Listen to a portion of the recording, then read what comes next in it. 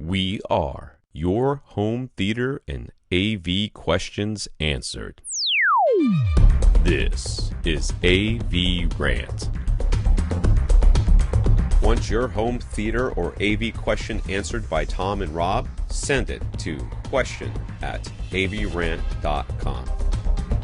Welcome to AVRant. I'm Tom Andry, and I'm here with Rob H. All right, Michael. Michael would like a Bluetooth boombox that has a rechargeable battery, AM/FM radio, good sound quality, and costs about $150 Canadian. Do we have any recommendations? Michael, I suggest that you use your phone to stream via Bluetooth radio stations. Tune in radio.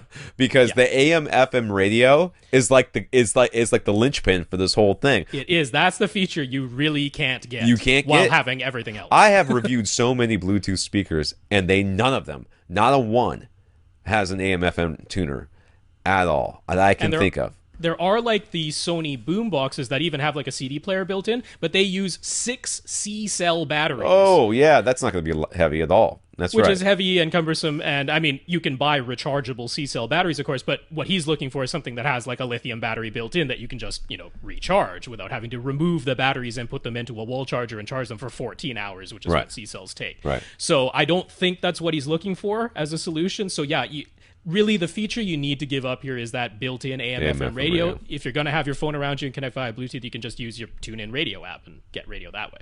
That's and then your $150 Canadian it goes a long way. Now it starts getting doable. You can do a lot of stuff with that. So, I mean, there's tons of different companies out there that do it. I've been looking at a lot of the creative stuff recently. The BenQ one, I don't think that was like $300. No, that won't be 150 Canadian for sure. Not for Canadian for sure. Let me think of some of the other ones that I've done recently. I really liked. I really like the creative ones that I've been reviewing. Those have been sounding pretty good for what they are, and they're small.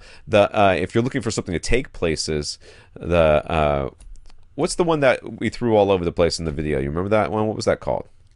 Oh, I don't remember. I'm sorry. I'm going to look it up. Hold on. Let me. I don't want to. I'm going through my head. You talk about yours real quick. Yeah, while you're thinking of that, I will say the ones I'd probably recommend most highly are JBL's. They have their Charge series, and they're affordable. So they're decent sound quality, nice long-lasting battery. So, everything other than the AM/FM radio. For everyone else, I'd normally be recommending, like, say, the Ultimate Ears, like their UE Boom series. Right. But they're all over $150 in Canada, so you might be able to find them for less than that in US dollars, but not in Canadian dollars. The other one I really like is called the G Project G Boom. That's great for, like, tailgating and stuff. As the name implies, it gets darn loud and pumps out some pretty impressive bass for being this nice handheld unit. Almost looks like one of those mini barbecue things, but its availability in Canada is very limited. So honestly, for Canadian customers, I think those JBL Charge series are sort of the best choice. And really, if you go to is it Tool? No, it's ProToolReviews.com, and you check them out. They review like the tool related. Like the ones from DeWalt and stuff like that? And honestly, they actually care about audio quality, so they'll talk about it. And I've seen them, like in some of their videos, they'll take some of these things and they'll drive by on a truck and they'll throw it out the back of a truck just to see what happens. They're like, it says it could take it. Let's try to see if we can take it. And those things are kind of built to last, and they usually end up having a lot of different stuff that goes into them. So check out ProToolReviews.com and look up their speaker reviews, because they're going to have more than a few in there. And I would trust them with their reviews, as far as if they say that the sound quality is good, they'll let you know. Yeah, and I would believe them. Okay. Michael also likes some adjustable speaker stands for a surround speaker, so they can be positioned above seated ear level. Keep in mind that Michael is in Canada in these suggestions. I'm going to suggest Amazon, because Amazon is in Canada as well, and there's going to be tons of stuff there. Yeah, actually, there's a company that I've mentioned before I really like for their speaker stands called Quest. They are shockingly difficult to find in the US. I don't know why, even though they have a US website, so I don't know what the situation for distribution is there. But you can easily find Quest in Canada, including on Amazon, and they actually have some telescopic speaker stands. They say they can hold up to 20 pounds, so it should be fine for your surround speakers, and they extend to be, I think it's 45 inches tall, which should be plenty. You know, you put your speaker above that, and now you're at, close to 5 feet or something like that. So definitely I would check those out. They're about $60 a pair off Amazon.ca, so quite reasonable, and they look nice. I mean, they're nothing fancy, but they look fine. For everyone else, we've recommended those Video Secu ones, which you can get in Canada, but they're like ridiculously overpriced.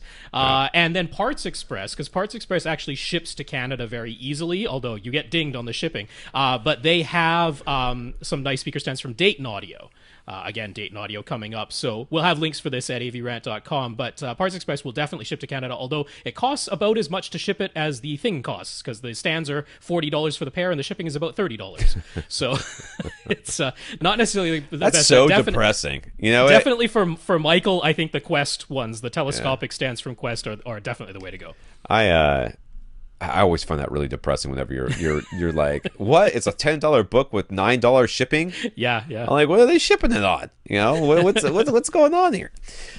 Michael also needs longer speaker wire to run to his surround speakers, a little over 50 feet for each run. He's been using 12 gauge speaker wire, but he is finding it a little bit thick and stiff for running all the way around his room to his surround speakers. Would it be okay to use 14 gauge wire instead? And any concerns at all about using 12 gauge wire on his front speakers and 14 gauge wire on his surround speakers? To answer the second question, there is the electricity, the signal does not care how big the wire is. So if you had the same, if it was a 3-foot run and you ran it with 12, then 14, and then 16, and then 18, and then 22, no, the electricity would get there just fine. Okay, and it would not sound any different, wouldn't make a difference. 50 feet though is a bit of a stretch for 14 gauge wire. It's not bad. I don't think you're going to have any problem. And for surround speakers? Speakers, I think even more so. If these were front speakers, I would have a little bit more hesitation. But if you're still thinking to yourself, I just want something that's easier to run, right? It's easier to run, stuff like that. And I just wanted to, and this 12 gauge is a little bit too thick, right?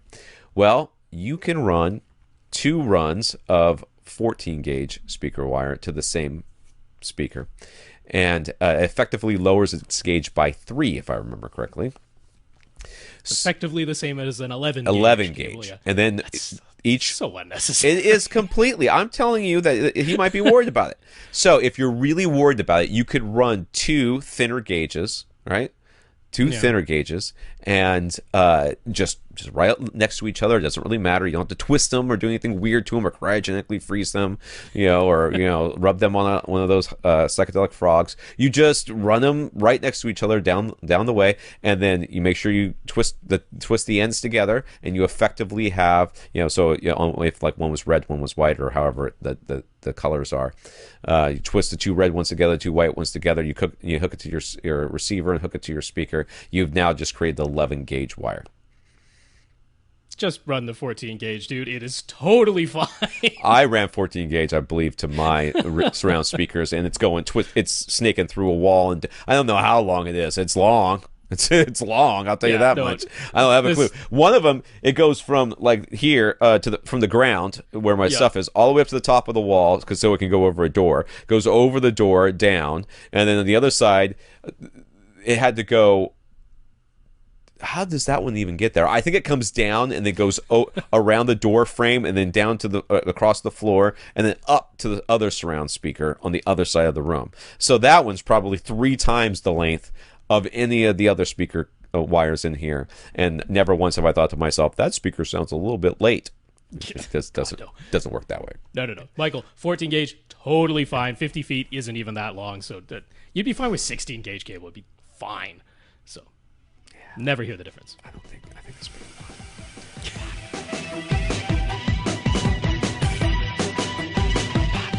Want your question answered? Send it to question@avrant.com.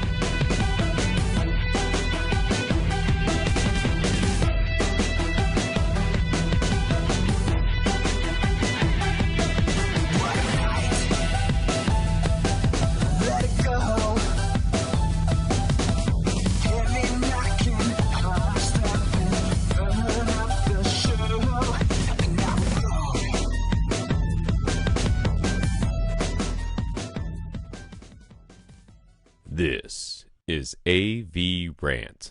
Now go out and listen to something.